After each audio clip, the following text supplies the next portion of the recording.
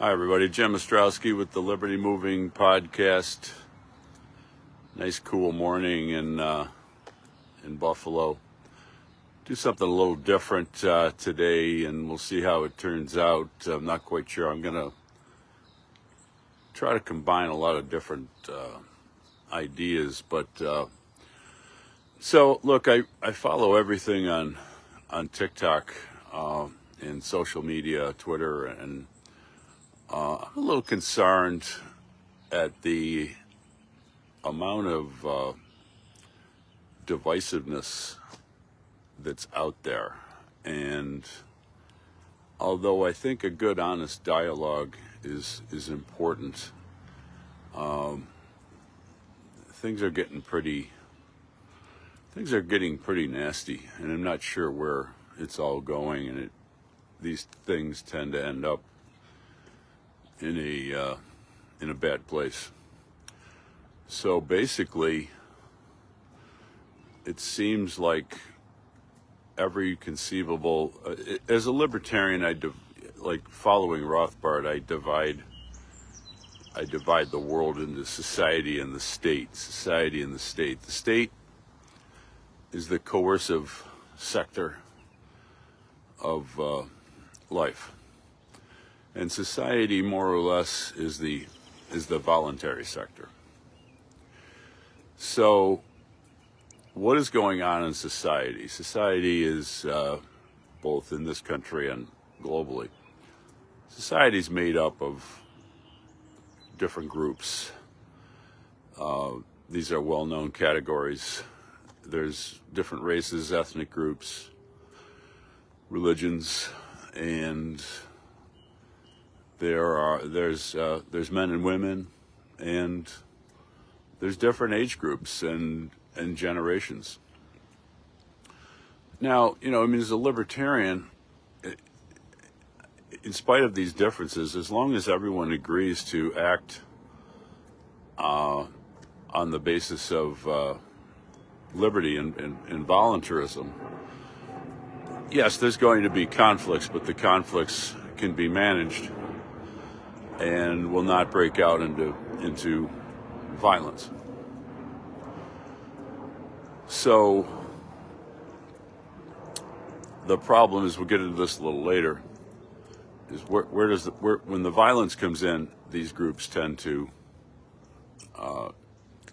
be at each other's throats. This has been true throughout all of history. So leaving that point aside, we'll get into that later. It seems that all these groups are at each other's throats. I did some commentary about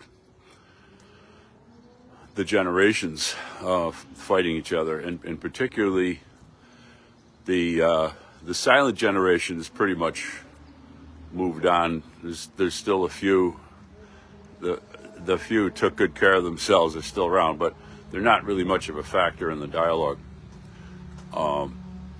So it's basically like the three younger generations. There's Alpha, is really just kids, and they don't seem to be in this discussion, but the three generations behind the boomers, the millennials, Gen X and Gen Z, all appear to be sort of ganging up on the boomers and basically blaming the boomers for their problems, which, although not exclusively, if you listen carefully, it's basically that they don't have enough money or they have financial problems, which is the same thing as not having enough money.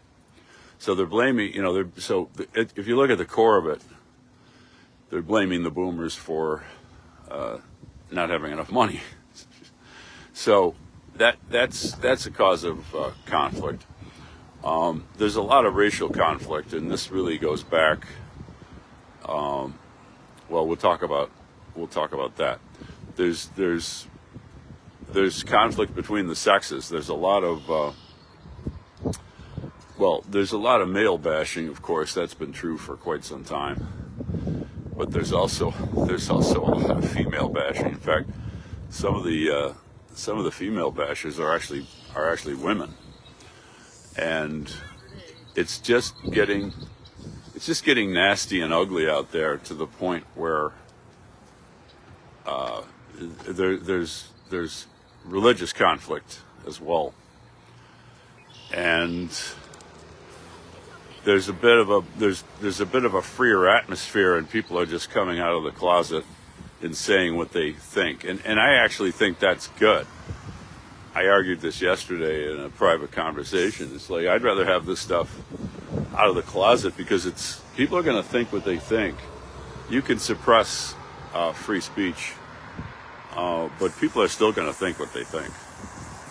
So it's better to know about it, because, for example, somebody like me can start talking about it and how to resolve the issue. So back to the title of the podcast. Throughout the years, I've often looked at other libertarians, and they're criticizing people for not living up to whatever these libertarians think these people should live up to. And I often have said to myself, libertarians, you have one job. You have one job, and you have one job only. And that's the subject of this podcast. What is that job? That job is to point out that big government is the cause of 90 to 95% of all human problems. There'd still be problems without the government. There always have been. All I'm saying is, if you look at the big problems in society, the government is the cause of those problems. And it is the job of the libertarian to point that out. And it's particularly galling when libertarians stray from that path and start blaming people for being racist or being homophobic or whatever they want to blame people for, when what they should be doing is accepting people as they are, because it's not their job to change them. It's not their job to make them better. And it's their job to point out how, in any particular context, it could be gay rights, it could be immigration, it could be anything, how if you dig down deep enough, you'll find that the government is actually behind the problem. And let's drill down a little bit into immigration. The problem, the reason why people are upset about immigration is not necessarily the fact that people are coming over here, because I use the example of the tourist from Paris. There are tourists from Paris in the United States right now. They're bopping around. They're spending money. They're not voting. They're not citizens. They're not trying to become citizens. They didn't bring their pregnant wife to have a baby to get birthright citizenship. And you know what? Nobody fucking cares. Nobody cares.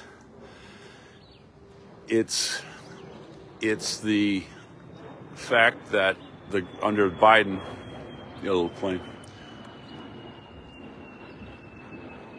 It's the fact that under Biden, basically, he was socially re-engineering the country, using the government, using government money, paying people to come here, and then when they came here, they would take other government money and other people got pissed off, or they would become citizens, and people would wonder, well, geez, in the next election, we're going to have a different result because Biden just flew in like 8 million people. I'm exaggerating the numbers to make the point. So if you look at any particular problem, and I have solved the problem of immigration. Read my book. It's on Kindle. It's on audio. I've solved the problem of immigration. Trump with his wall and all this other stuff. He is dealing with birthright citizenship. Birthright citizenship is a stupid idea. Whether it's constitutional or not, it's beside the point. It's got to go. if he loses the court case, we're one of the few countries in the world that have it. And in any event, even if there are other countries that had it, it's being abused here, and it's got to go. So as long as somebody comes here as a tourist or as a worker and doesn't interfere with the local politics and doesn't commit crime and violence and terrorism, isn't part of a sort of a secret army of some foreign, the first time we've been invaded since 1812, as long as they're not part of some hostile army bent on invasion, who cares who comes here? And let them come and spend money and, have a good time. What we should care about is that money taxed away from Americans isn't given to other people for no good reason, and that people don't interfere with our local political arrangements. Just like if I had the money to go to Switzerland for 6 months, the last thing I would do, I've used this example before because it's a fun example. The last thing I would do is go over to Switzerland. I'm writing my books and touring villages and stuff. So, hey, what's going on with the politics here? Let me see if I can improve things. It's like, I'm going to improve Switzerland? It's been doing pretty well without J.O. for 500 fucking years. So I hope I'm getting my point across. The job of the libertarian is to point out how government fucks everything up. Not, in some libertarians, I'll make this point because it's an important point. Some libertarians, and I'll get back to the other stuff, believe me. Some libertarians have the mistaken idea that the job of libertarians is to make everybody equal. No, it's not. It's not. The pursuit of equality, which is basically leftism, has been one of the most destructive ideas in human history. So, libertarians, it's not your job to make people equal in any way, shape, or form. Your job is to advance liberty. Your job is to point out to people that when liberty is absent, problems occur because of government action. It's not the libertarian's job to eliminate racism. It's not the libertarian's job to eliminate equality, to make everybody equal. It's the libertarian's job to remind everybody that liberty is the highest political value because it's the value that makes all the other values possible, and that the main threat to that at any given time is the government. So, boomer bashers, you're scapegoating boomers. You should be understanding that the reason why you're broke is the government is taxing the shit out of you. Millennials, Gen Z, Gen X, the reason why you're broke, repeat after me and stop bashing the fucking boomers because it's stupid. You sound stupid when you do it, and it is stupid. The reason why you're broke is because the government steals or destroys 80% of your wealth. That's 80%. Where did I get that number? I got it from my own head because it's an estimate. It's an educated guess. There is, if you ask Grok wouldn't have one. Actually, Grok would because it's gotten so damn smart. If you combine the taxation, which has got to be taken like 30-40%, inflation, and regulation, and there's no good way to calculate regulation. I estimate it's taken 80% of your wealth. So how stupid is it for some Gen Zer who's getting 80% of their wealth taken away by the government to be blaming some old grandpa boomer who might have gotten more on socialism security than he put in? But that's FDR's fault. That's the fault of the prior generations who raised Social Security taxes 10 times. That's for the generation. Now let's talk about the battle. Talk about the battle of the sexes. Well, all I'll say about that is that without liberty, men and women can't relate to each other in a natural way. We used to have a family. We used to have a society where one person could work and the other person could stay home and take care of the kids. I'm not dictating anything to anybody. People can do what they want. My job as a policy wonk is to point out why so many people are forced to have two-income families. So, and that's because, of course, because of the government. The cost of living has gotten much more expensive than it was in government. Look, we had big government in the 40s and 50s. It's just a lot bigger. It's a lot bigger now. Divorce court, totally the cause, totally biased towards women. It changes the balance in the relationship. Everybody knows it. Women know. They go to divorce court, they're going to end up with the house and the kids and half the guy's income, and he's going to end up, in some fucking apartment somewhere, contemplating, in some cases, contemplating suicide. Because one of the leading risk factors of suicide is a working class male who gets divorced. Nobody ever talks about this. But that's why you watch this podcast, because I talk about a lot of shit that nobody ever talks about. What else do I got? So there's basically, as far as real divisions, the only real division is between the political class and the working class. The political class and the working class. And government is the source of, let's talk about how government is the source of conflict. So the problem with when you have different groups and you have a big, strong government, everybody is constantly vying for control of the government, whether it's voting or fighting.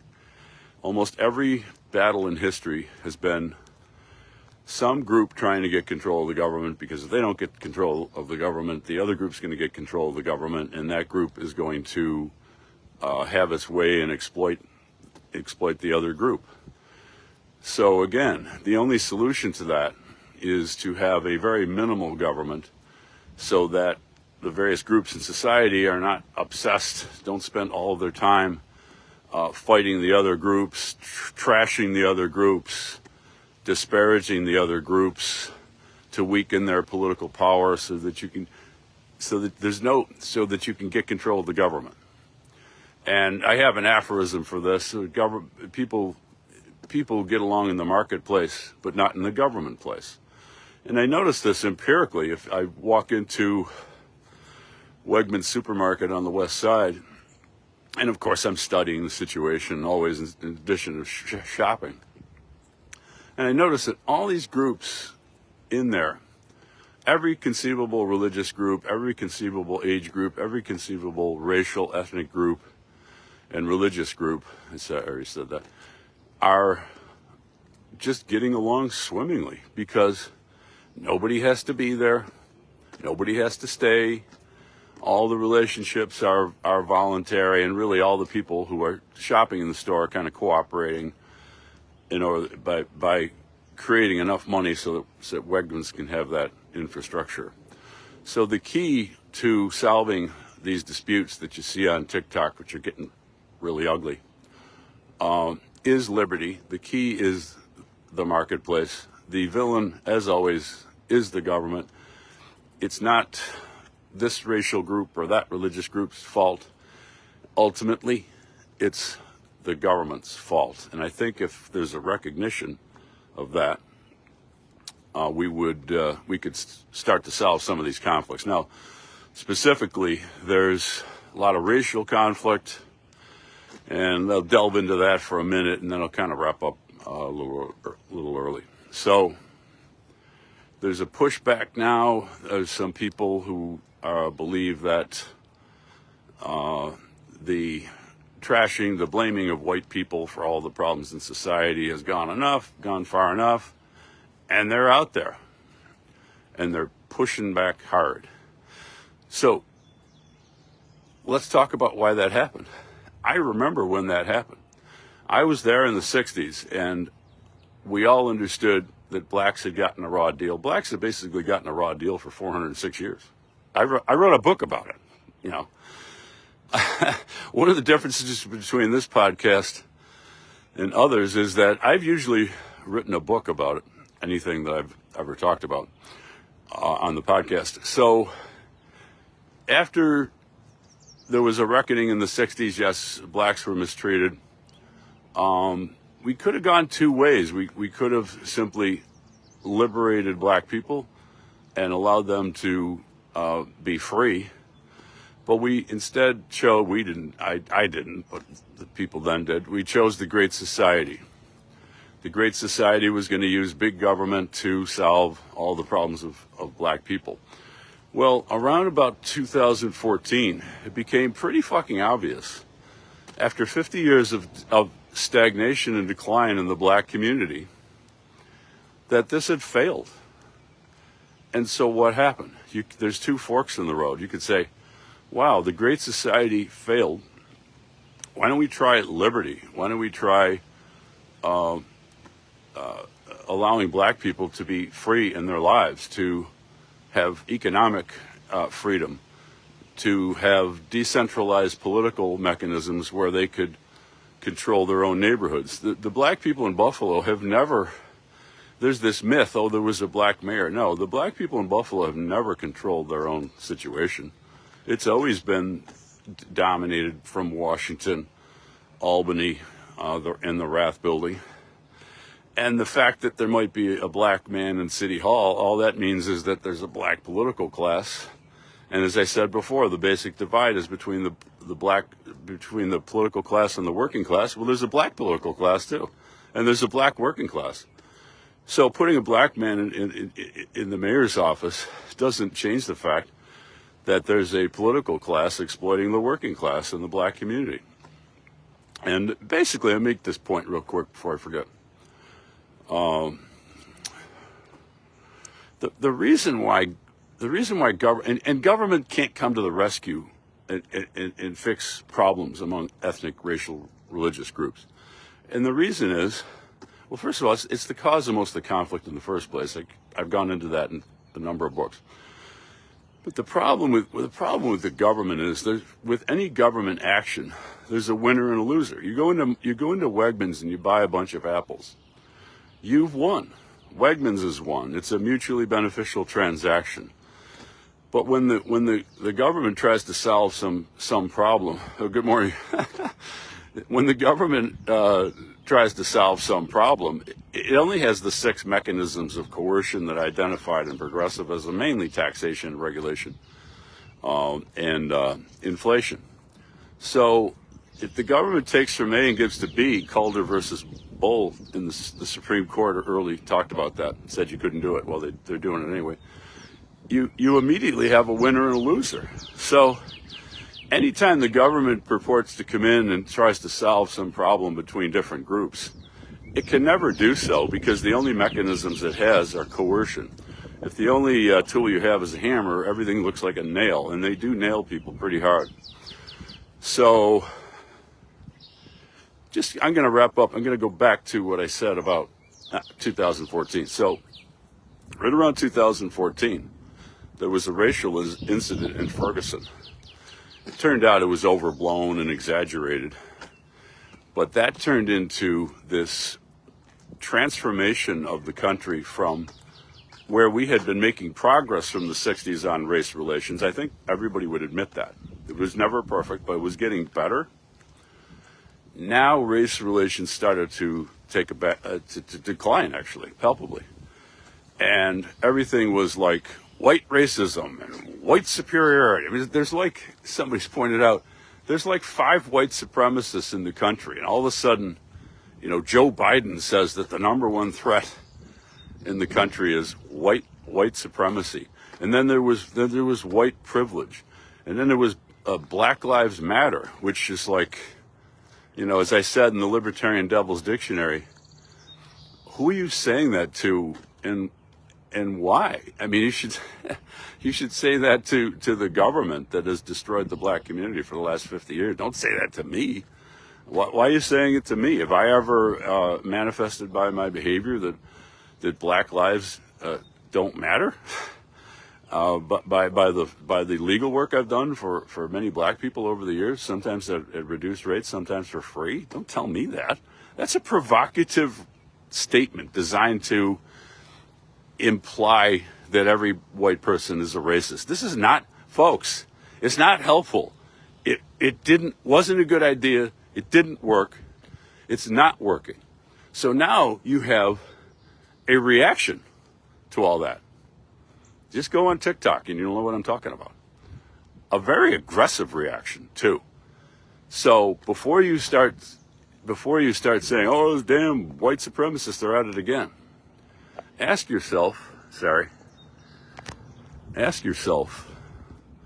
why is there now all this anti-black racial stuff going on TikTok? Because what's the law of physics? Every action is an equal and opposite reaction. I'm mangling it up like George Bush. It's a reaction to this scapegoating of white people, not for what white people did, but the failure of progressivism, because progressives can never fucking admit that they're right, that they're wrong. Excuse me. I wrote a book about it. So instead of that two forks in the road that I mentioned earlier that I didn't follow up on, in 2014, there could have been a reckoning and say, look, yes, the black community has been ill-served by 50 years of policy failure. We're going to go in a different direction. No, we're not going to admit that the Great Society failed, which it so obviously fucking did. Broke up the black family, which slavery couldn't do. Oh, we're going to get a scapegoat in here. And that's the problem with all these private conflicts. It's all scapegoating. They're all ignoring the true fucking villain, which is big government. So the scapegoating of race in 2014 is leading to very nasty situation on social media in 2025, and it will continue until we get our act together and realize what the true villain in society is. Thank you very much.